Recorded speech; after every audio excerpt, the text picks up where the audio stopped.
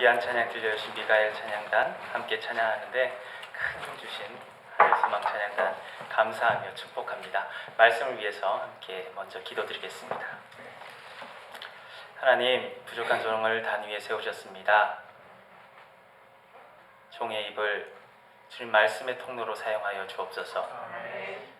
사람은 지워지게 하시고 하나님의 음성이 남게 하시고 우리의 마음밭이 준비되어서 하나님의 마음의 씨앗이 열매 맺는 우리 모두가 되게 하여 주옵소서. 듣는 이나 전하는 이나 함께 은혜 받는 귀한 시간으로 인도하여 주옵소서. 감사드리며 예수님의 이름으로 기도드립니다. 아멘. 꽃이 좀 어색합니다. 어린아이를 두고 있는 부모들은 아마 그럴 것 같아요. 그러나 어머니, 아버지, 부모라고 하는 것만으로도 축하해주는 공동체가 있다는 것이 참으로 감사한 일입니다. 그만큼 가치를 알아주는 공동체인 거죠. 우리의 마음이 어디로 향해 있는가? 섬김과 사랑의 마음으로 향해 있다라고 하는 표시인 것 같습니다. 자랑스럽게 달고 계시고요. 가슴을 쫙 펴고 오늘 하루만큼은 계셨으면 좋겠습니다. 제가 지난 금요일 날 처음 왔습니다. 로드아일랜드가 어디 있는지 모르고 지내다가 처음 왔는데요.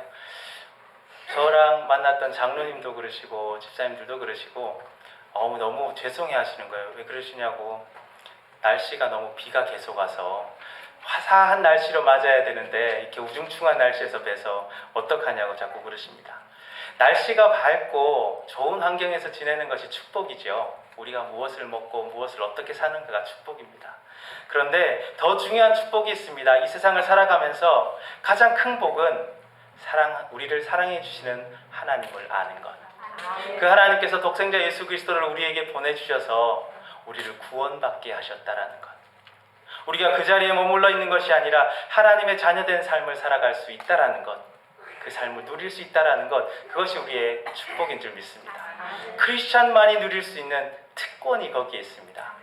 그 특권 안에 있는 우리 생명의 길 장로교회 여러분들 되시길 바랍니다. 신앙의 고백들이 성경 말씀에 쭉 다 있습니다. 제가 굉장히 어리석은 질문을 하나 드릴 텐데요. 나름 한번 대답해 주시기 바랍니다. 성경 66권에 가장 중요한 성경이 뭘까요? 되게 어리석죠, 그죠? 목사가 이런 질문하면 더 어리석어 보입니다.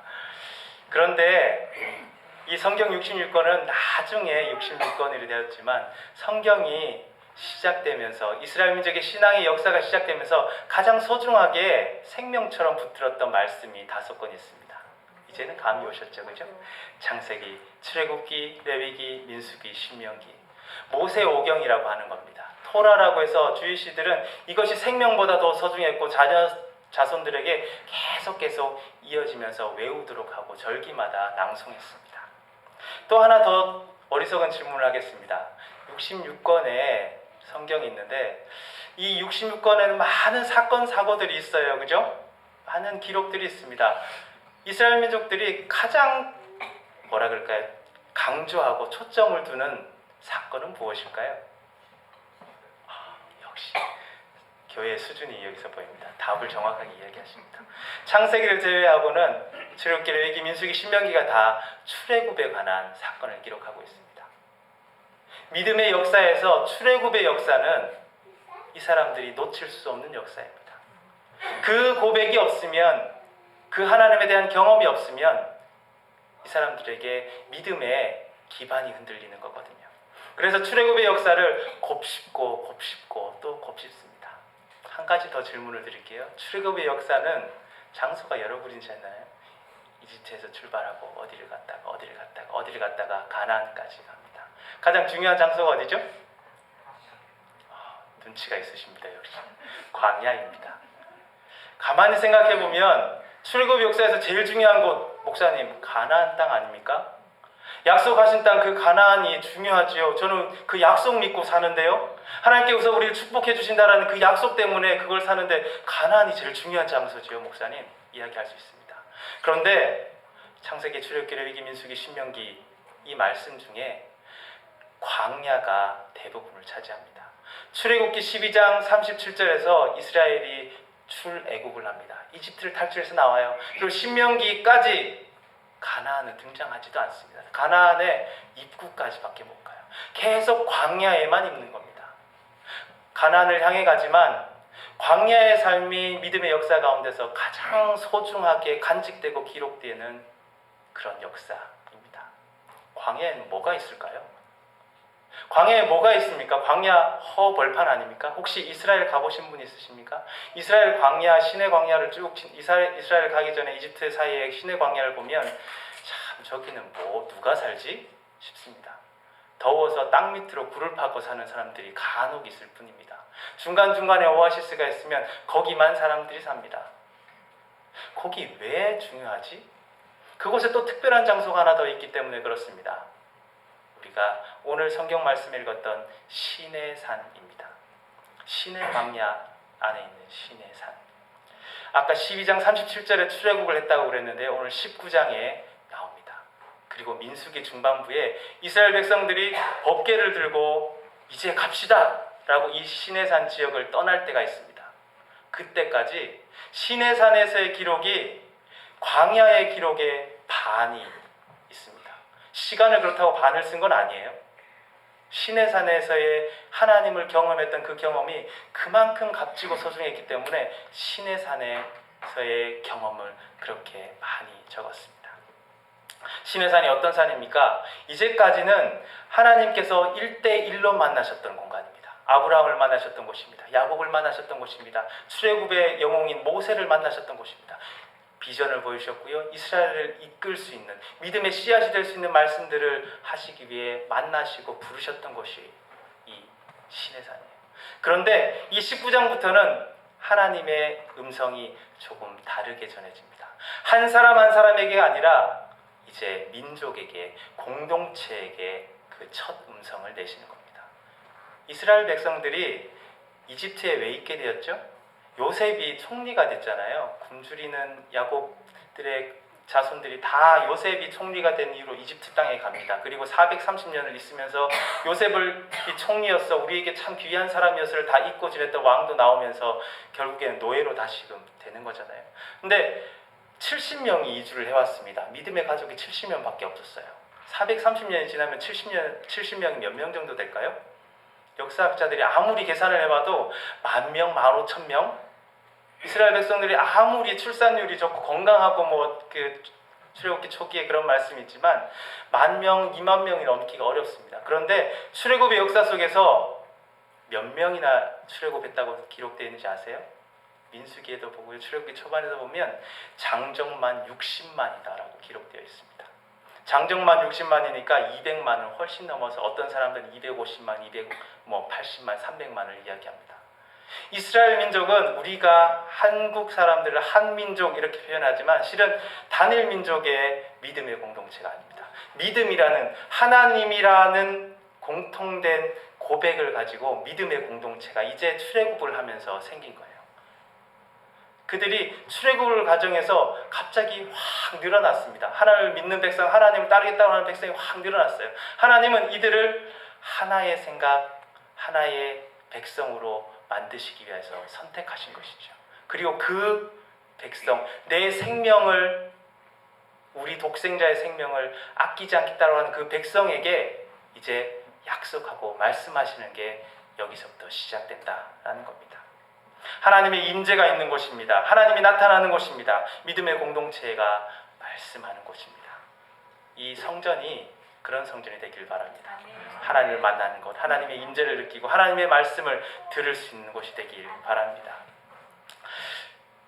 광야에서 아무것도 없는 곳에서 있는 백성에게, 시내산이라고 산이 풀도 있고 나무도 있고 그런 산이 아닙니다. 그냥 허벌판 돌산이고 흑산입니다. 근데 거기에 있는 이스라엘 백성에게 하나님은 끊임없이 이야기를 하세요. 마치 아무것도 없는 너희들, 야, 나는 있다. 먹을 거 없는 너희들에게 괜찮아. 어떻게 사는지 방법을 가르쳐줄게. 어디로 갈지 몰라 막막하고 두려움에 있을 것 같은 이스라엘 백성에게, 아니야, 너 막막해 할 필요 없어. 너 혼란스러워할 필요 없어. 아무것도 보이지 않는다고 먹을 것이 없다고 두려울 것이 없어. 하나하나 세밀하게 이야기해 주시는 것 같아요. 십계명을 주십니다. 안식일법을 주십니다. 하나님께 예배하고 너희들이 중심이 되어 살아갈 성막을 어떻게 짓는지를 꼼꼼하게 알려주세요. 엄마가 야, 너 밥 먹을 때 숟가락은 이렇게 들고 밥을 이렇게 들고 이쪽으로 드지 말고 이렇게 들고 이렇게 하면서 가르쳐주는 것처럼 하나하나 알려주십니다. 그것 하나하나가 그냥 알려주시는 게 아니라 내가 너를 사랑할게, 내가 너를 축복할게, 내가 너희를 약속의 땅으로 반드시 인도할게 라고 하는 약속의 말씀이 되는 것이고 언약이 되는 것이고 계명이 되는 것입니다. 이민자의 삶이, 유학생의 삶이 광야랑 좀 비슷한 것 같아요. 미국 가면 다 될 것 같잖아요. 세계 최강의 나라, 부자의 나라, 미국에 오면 어떤 분들은 이런 말씀하십니다. 공항에 내리자마자 막막하더라. 이민 가방 4개, 가족 인원수대로 하나씩 2개씩 이렇게 들고 딱 내렸는데 픽업 나오는 사람이 언제 오는지도 모르고 그 사람 연락처도 모르고 막막하게 시작했던 미국 생활. 미국 와서 공부하면 공부 다 잘 될 줄 알았는데 머리를 쥐어뜯어도 공부가 안 되고 내 마음같이 좋은 성과도 내지 않고, 우리가 광야 같은 생활을 하나님의 비전을 갖고 시작하지만 경험할 수밖에 없어요. 교회도 그렇습니다. 교회가 우리 예배 드려야지, 우리 감격적인 하나님을 만나야지 하고 개척을 하지만 마음처럼 되지 않습니다. 하나님의 계명 앞에, 하나님의 약속 앞에 광야가 펼쳐져 있어요.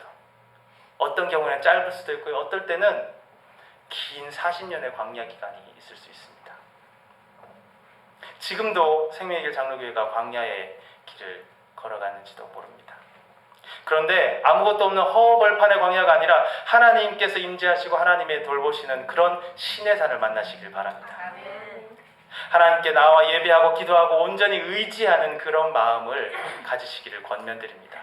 더욱더 우리의 신앙을 돌아보시고 주님께서 나를 연단시키는 기간이구나, 우리 공동체를 더욱더 사랑하시기 위해서 준비시키는 기간이구나, 그렇게 하나님을 신뢰하는 시간이 되시길 바랍니다. 신의 산에 처음 왔다라고 말씀을 드렸는데요, 이제 첫 말씀을 하시잖아요. 학생들이 있으니까 혹시 시간에 쫓겨서 페이퍼를 막 밀려서 쓴 적 있나요? 그럴 때 어떻게 해요? 앞부분을 보는 사람 있나요? 저는 좀 그렇게 했었는데 서론을 보거나 앞부분의 내용을 먼저 잘 읽어봅니다. 그러면 뒤의 내용이 어떻게 펼쳐질지 핵심이 딱 들어있어요. 오늘 본문이 그런 서론과도 같은 말씀입니다. 하나님께서 왜 이집트에서 이스라엘 백성들을 이끌어내셨는지, 그리고 우리들에게 바라는 것은 무엇인지, 하나님은 어떤 마음으로 우리를 바라보고 계신지, 그겁니다. 3300년 전에 이스라엘 백성에게 하시는 말씀이 아니라 여전히 우리들에게도, 생명의 길 장로교회에도 하시는 말씀인 줄 알고 들으시길 바랍니다. 4절부터 6절까지 본격적으로 하나님 말씀을 하시는데요, 묵상하다 보니까 한 7가지 주제가 나와요. 근데 오늘 딱 3가지만 말씀드릴게요. 4절이 어떻게 하냐면 너희는 내가 이집트인들을 어떻게 다루었는지, 너희를 어떻게 독수리 날개에 태워 나에게로 데려왔는지 보지 않았느냐. 이거는 다른 번역입니다. 아까 개역 성경을 읽었기 때문에 제가 읽어드립니다. 내가 애굽 사람에게 어떻게 행하였음과로 시작하죠. 그죠? 그런데 영어 성경이나 히브리어 성경이 말하는 방법이 똑같아요. 주어랑 동사가 먼저 나옵니다. 아템, 리템이라고 하는 히브리어로 시작을 하고요. 그게 영어로 되게 잘 번역되어 있습니다. You have seen으로 시작합니다. 한글 성경은 내가 애굽 땅에서라고 시작하잖아요. 하나님 스스로가 애굽 사람에게서 내가 너를 어떻게 인도했는지 너희가 보았다이지만, 원래 말씀에서는 하나님께서 하시는 말씀에 I가 먼저 있는 게 아니라 You가 먼저 있습니다. 하나님의 관심에서 야, 내가 전능자 하나님이야, 나에게 집중해가 아니라 하나님은 이미 그 눈이 우리에게 향해 있음을 믿으시기 바랍니다. 우리에게 초점하고 계세요. 우리 어떤 모습을 관심 가지고 지켜보시는가요? You have seen. 우리가 뭔가를 봤다라는 겁니다. 우리를 부르실 때 우리를 어떻게 보시냐면 무언가를 보고 경험한 사람, 다른 표현을 하면 목격자로 부르시는 겁니다. 좀 더 신앙적인 표현을 써볼까요? 증인으로 부르시는 거죠. 무엇을 보았습니까? 최고의 사람이 누구였죠? 그 시대? 바로 파라오입니다. 하나님 앞에 무릎 꿇는 걸 봤습니다. 세상이 이해할 수 없는 10가지의 재앙들이 이집트 땅에는 재앙이었지만 이스라엘 백성에게는 기적처럼 일어나는 걸 봤습니다. 세계 최고의 군대인 이집트의 군대가 하나님 앞에서 우리는 아무것도 하지 않았는데 너무 힘없이 무너져가는 걸 봤습니다. 이 놀라운 사건을 본 우리들을 하나님은 기대하고 관심하신다는 겁니다. 제가 연예인 이야기는 잘 안 합니다. 텔레비전도 잘 안 보고요. 그런데 제가 한국에 있을 때 친구들 만나서 연예인 이야기를 막 한 적이 있나 봐요. 저는 저 스스로를 못 느끼고 있는데 친구들이 얘가 오늘 왜 이러나 하는 눈빛으로 본 적이 있습니다. 제가 뭐라고 했냐면, 야, 내가 오늘 이민정을 만났다. 내가 최다니엘을 만났다. 내가 박민영을 만났어. 이야, 생각보다 되게 예쁘다. 되게 착하게 생겼어. 안 쌀쌀맞게 생겼다. 얼굴이 요만해, 최다니엘. 나는 머리가 큰데. 되게 착하게 생겼어. 제가 한국에서 섬기던 교회가 좀 예쁜 교회였어요. 시라노 연애조작단이라는 영화를 보신 분이 있을지 모르겠는데 그 교회가 제가 섬기던 교회입니다. 그러니까 촬영 때문에 한 일주일 동안 그 사람들이 와 있었어요. 제가 그 사람들을 만났냐 하면요, 안 만났습니다. PD를 만난 것도 아니고요, FD를 만났습니다. 장소 섭외하고 뭐 이렇게 도움 구하느라고. 저는 지나가다가 이민정이다.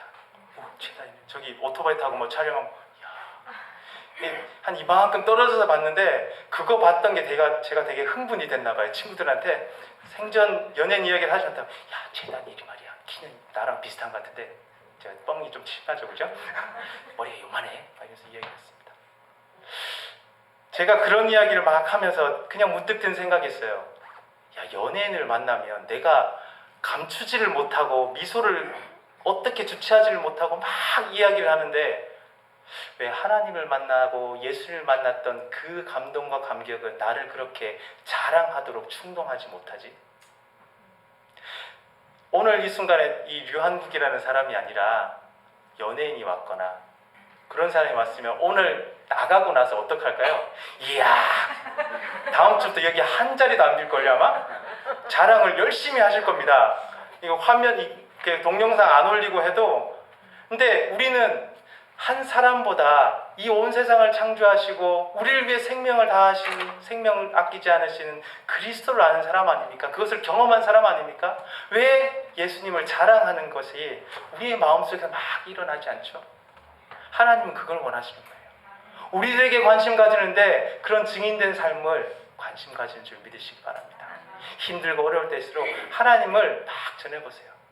하나님을 전하려면 어떻게 해야 되냐면 우리가 경험했던 것을 되살려봐야 됩니다. You have seen. 내가 어떤 하나님을 만났었지? 내가 어떤 하나님을 경험했었지? 하나님이 내가 힘들 때 어떻게 어루만져 주셨지? 그때 아무도 없었는데 그 손길들이 하나님께서 보내주셨던 손길들이야 라고 고백할 수 있어야 합니다. 두 번째 이어지는 말씀을 보면, 내가 어떻게 독수리 날개로 너희를 업어 내게로 인도하였음을 너희가 보았다. 우리가 경험한 것 중에 한 가지, 하나님 당신을 드러내시는 방법 그리고 표현이 이겁니다. 내가 독수리 날개로 너희를 업어서 날랐다라고 하는 겁니다. 가만히 보시면 성경 말씀에 하나님께서 직접 이야기하시는 것 중에 이렇게 은유적인 표현이 잘 없어요. 굉장히 직설적으로 이야기를 하십니다. 다른 혼선이 있지 않기 위해서. 그런데 이 말씀은 유는 독수리 날개, 이해하기가 좀 어렵습니다. 이 말씀을 묵상하고 이해하다가 뭐 여러 책들도 보다 그런 생각이 났어요. 이게 골프구나. 골프 치는 분 계세요? 치는 분이 없으신가요? 아까 그 교회에서 이게 청년 중에 프로 골퍼가 하나 있었습니다. 야, 저거 치면 들어가는 거 아니야? 그랬어요. 골프를 제가 모르니까. 그 친구가 막 웃습니다. 한타 줄이는 게 얼마나 어려운지 아세요? 그 이름이 왜 버디인 줄 아세요? 그러는 거예요. 왜 버디인데? 그랬더니 이게 아무리 쳐도 안 들어가는데 참새나 조그마한 새라도 물어다 좀 도와줘야지 그게 들어가니까 한 타를 줄이는 걸 버디라고 하는 거랍니다. 두 타 줄이는 거는 더 어렵겠죠, 그죠? 이 작은 버디 갖고는 안 돼요. 그러니까 뭐예요? 이글이 오는 겁니다. 세 타 줄이는 게 뭐죠? 더블 이글이라나요? 알바트로스 뭐 이런 말 하죠. 이게 사람이 할 수 없는 거예요. 내 능력으로는 할 수 없는 겁니다. 내가 가진 것들을 아무리 동원해도 할 수 없는 거예요. 무언가의 도움이 있어야 되는 겁니다. 하나님께서 우리를 그렇게 인도하시는 분이라는 말입니다. 우리는 내가 하면 할 수 있을 것 같죠. 내가 공부해서 내 실력이 쌓이면 내가 다 할 수 있는 것 같죠. 그러나 하나님께서 독수리 날개로 업어 나르듯이 우리를 인도하시지 않고 우리를 안 안내하시지 않으면 불가능하다라는 겁니다. 내가 너희를 그렇게 이집트 땅에서 끌어내었고 이집트 땅뿐만 아니라 내가 선택한 너희들의 백성의 시작에서부터 지금까지 너희를 내가 그렇게 인도하였다라고 하는 겁니다. 하나님의 인도하심이 그렇습니다. 하나님께서 우리를 아끼심이 그래요. 다 우리가 할 수 있다라고 생각하죠? 다 우리가 해왔다라고 생각하죠? 그것이 아닙니다. 운이라고 생각했던 적이 있습니까? 아닙니다. 하나님이 도우셨던 겁니다. 교회의 걸음 가운데 다행이야, 다행이 아니에요. 하나님이 도우셨습니다. 감사하시기 바랍니다. 만나와 메추라기를 먹이셨습니다. 불기둥과 구름기둥으로 돌보셨습니다. 목말라 할 때는 바위를 깨트려서라도 물을 주셨던 하나님이심을 기억하시기 바랍니다. 우리가 겪고 있는 삶의 순간이 힘들고 어려운 순간이라 할지라도 그렇게 인도하시는 하나님을 기억하시길 바랍니다. 그럴 때 우리 신앙인의 소망은 있고요. 그럴 때 우리 신앙인은 나아갈 길을 보게 됩니다. 다른 신앙의 표현을 하면 그것이 바로 임마누엘의 신앙이에요.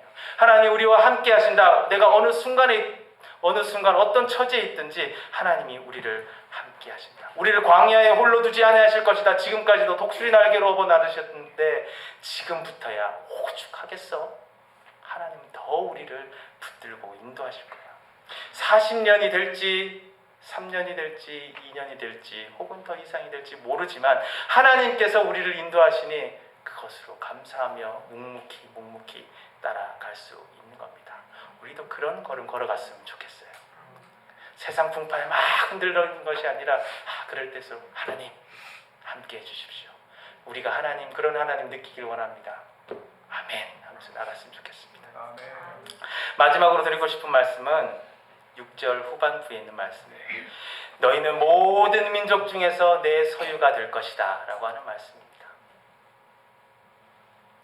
이게 소유라고 표현이 되어 있죠. 이게 한글 다른 세번역 성경에 보면 나의 보물이 될 것이다 라고 기록되어 있고요. 영어 성경에 보면 My treasured possession이라고 되어 있어요. 킹 제임스 버전에는 A special treasure라고 되어 있습니다. 그냥 소유라고 하기에는 조금 뭐가 어색하죠. 그래서 원어를 막 찾아봤어요. 그랬더니 함께 해볼까요? 서굴라. 히브리어가 되게 촌스럽죠. 발음이 그죠? 서굴라. 무슨 경상도 사투리 같습니다. 서굴라. 이 서굴라라는 단어가 여기 소유로 번역된 단어예요. 사전을 찾아보면 재산, 보석 이런 표현들이 있습니다. 근데 이 단어가 어떤 보석들에 쓰였는지 어떤 귀한 것들에 쓰여졌는지 그런 것들을 잘 살펴보면 히브리어 다른 문서랑 같이 살펴보면 이 보석은 다이아몬드나 황금이나 이런 것들이 쓰인 것과는 조금 다르게 쓰여요. 어떨 때 쓰였던 기록이 있냐면 왕이 가지고 다니는 보배합을 표현할 때 이 서굴라라는 표현이 쓰였다는 거예요. 왕의 보배합이 안에 뭐가 들었는지 몰라요. 왕이 가장 소중하게 여기는 게 들어있겠죠. 왕이 가는 곳마다 이 왕의 보배합은 따라갑니다. 전쟁을 하는 그 전쟁터에도 따라가. 옛날의 왕들은 다 전쟁하는 왕이었잖아요. 장수왕이었습니다. 다윗도 그랬죠. 전쟁을 하다 보면 항상 이깁니까? 실패하고 자기가 사랑하는 백성들이 죽어나가는 것을 봅니다.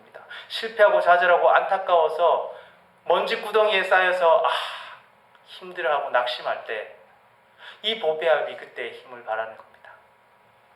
열어보면 힘들고 지쳤던 하루의 피로가 그래 너 때문에 살지 모르겠어. 이 안에 왕자의 사진이 있는지 이 안에 어떤 사랑하는 여인의 모습이 있는지 추억이 있는지 잘 모르겠습니다. 우리 오늘 마들스 때인데 어머니들이 자녀를 보면서 그럴 거예요. 이게 낮 동안은 막 아들이랑 딸이랑 전쟁 같은 하루를 보내다가 자는 모습을 보면 그래 내가 너 때문에 살지 힘들어도 내일 또 힘내야지 하는 그런 마음이 들잖아요.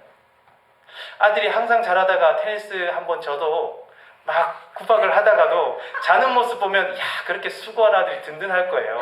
그죠? 그렇게 건강하게 자란 아들이 든든할 겁니다. 그래도 너 있으니까 내가 든든하게 살아. 하나님께서 우리를 보실 때 그런 마음으로 보세요. 그냥 많은 보석 중에 하나가 아니라 내가 너만 보면 기분이 좋아진다. 내가 너만 보면 미소가 지어진다. 우리가 잘나서 그렇습니까?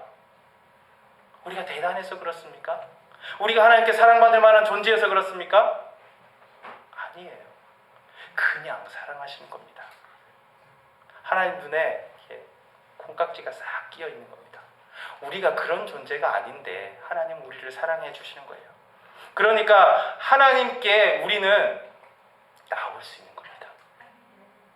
하나님 앞에 우리는 뭐 어둡고 더럽고 지저분한 것이 없어요. 그러니까 예수님께서 우리들에게 이야기하신 말씀 중에 너희는 빛이다, 소금이다.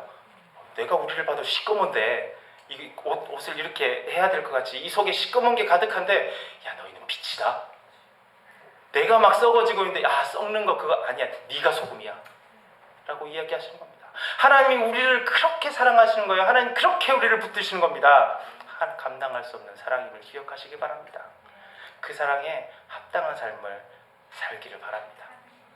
그렇게 기도하고 그렇게 축복하고 그렇게 사랑하는 아들, 딸들이 잘 되는 게 어머니의, 아버지의 마음이잖아요. 그죠? 하나님이 그렇게 우리를 사랑하시고 서불라처럼 귀하게 해주시고 우리를 위해서 예비하시고 약속하시고 가나안을 준비시키는 겁니다. 우리 믿음의 공동체가 그런 마음 가운데 회복되어야 합니다.